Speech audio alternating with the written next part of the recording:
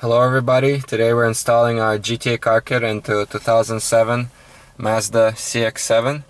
We'll start off with what tools you'll need. You'll need some kind of a hook or thin clip removal tool or panel removal tool. You'll need a Phillips screwdriver and you'll need a flathead screwdriver. And we suggest putting tape over it just not to scratch panels.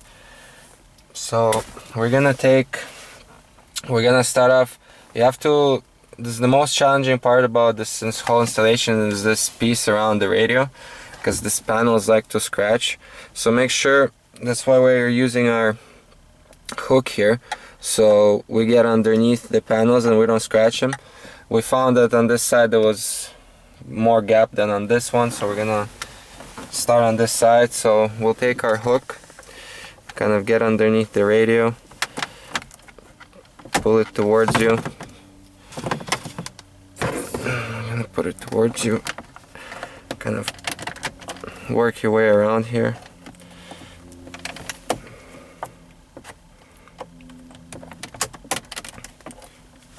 And the tape already came off. So when you have enough room to get your fingers underneath, I suggest you should do that. Just like that. These clips underneath are pretty tight because they're metal clips, and it's kind of hard to get them out. But so basically you have to work your way around, and then in the end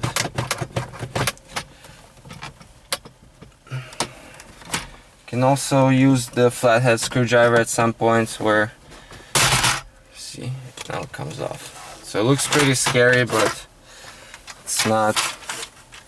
So it has these metal clips. So as you can see, they're still on the bottom. We started from this corner because it's where the clip is, and we just went around, and there's 3 on top and these guides here. When you're putting it back, you have to put the guides in first at the top, and then put the rest of it.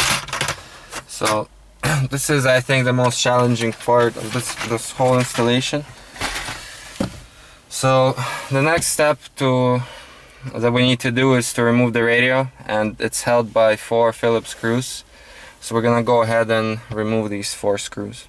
So we just removed the 4 screws, and we'll start off with explaining our kit. So this is our kit. It has the module in the middle, and on one side you have, this is what's gonna go to the back of the radio, and this is on the other side. You have a cable for the iPod and the auxiliary cable. The auxiliary cable comes in our box. We're just not using it for the demonstration.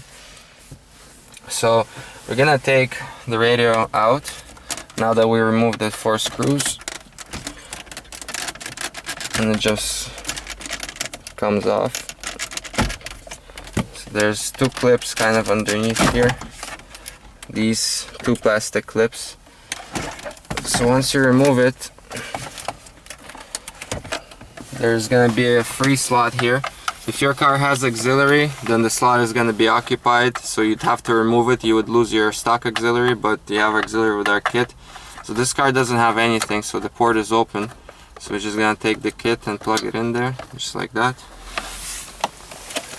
And now basically we're ready to test already. Let's just plug and play. You don't have to cut any wires. We're going to take our key,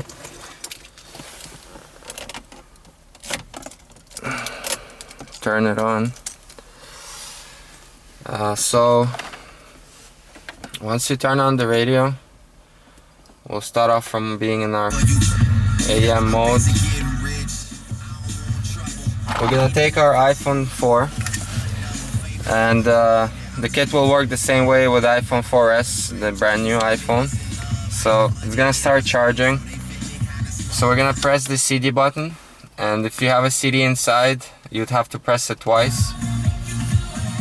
So now it's music playing already from our iPod. Let me just show you here. So when there's nothing connected and you're just listening to auxiliary, it's gonna say EX4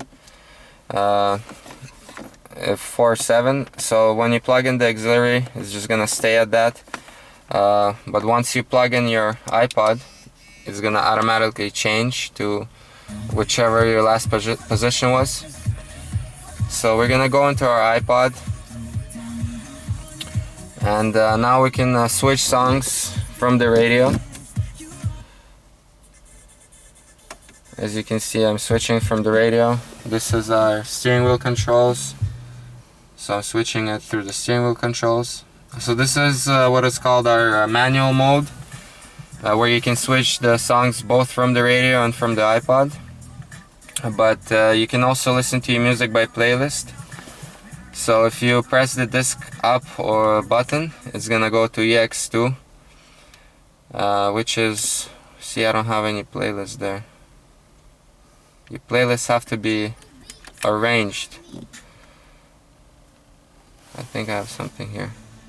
Yeah, so basically how it works is that EX2 will be your first playlist, EX3 will be your second, EX4 will be your third. So I only have the first two playlists, I don't have music in them. So in this mode it fully locks the iPod and you can only control the music through here.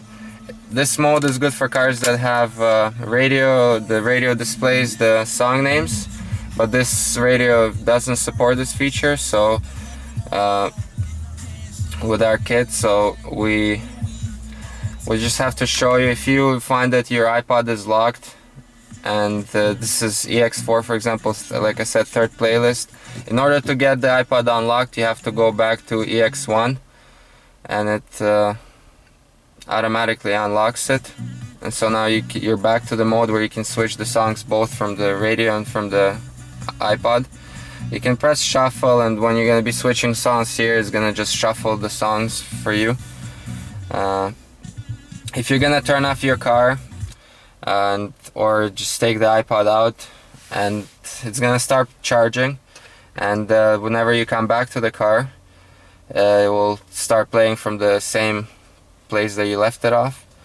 And that's pretty much it for the iPod control and installation. We also wanted to show you, so now the next step, once you tested everything, is to run the cables for the iPod and the auxiliary. So the easiest one is to run it to the glove box, because when you take the radio out and you can just stick your fingers in there and it's a hollow through, so you can just pull the cables and you don't have to do much work. What else you can do is that you can get the wires to this armrest thing. To do that, we'll show you a couple more steps. You'd have to remove the shift knob and it just unscrews counterclockwise in order to get to the... So the next step is to remove these side panels. They could be sticky, as you can see there's a lot of dirt here, but they're just held on clips. So you do this side, you can remove it all the way back. Same with this side. Just make sure you don't break them. So once you do that,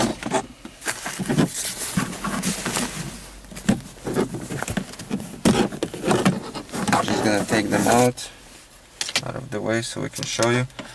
So once you do that, now you can remove this this piece right here around the gear knob. I'm gonna be using our hands. It's only held on clips. There's two guides here which you have to watch out for, so we're just gonna kind of wiggle it, move it around. So now basically you have access already from the back of the radios all the way here. So in order to get to this part, what you need to do, you have to drill a hole. To do that, you can take this whole thing out, and to do that you'd have to, there's Phillips screws on the side here. So there's two here. Yeah, so there's two on each side. Once you remove them, then this whole thing, the whole assembly will be ready to come out. and once it's out, you can drill the hole on the side, because as the way it is right now, you can't really get to here.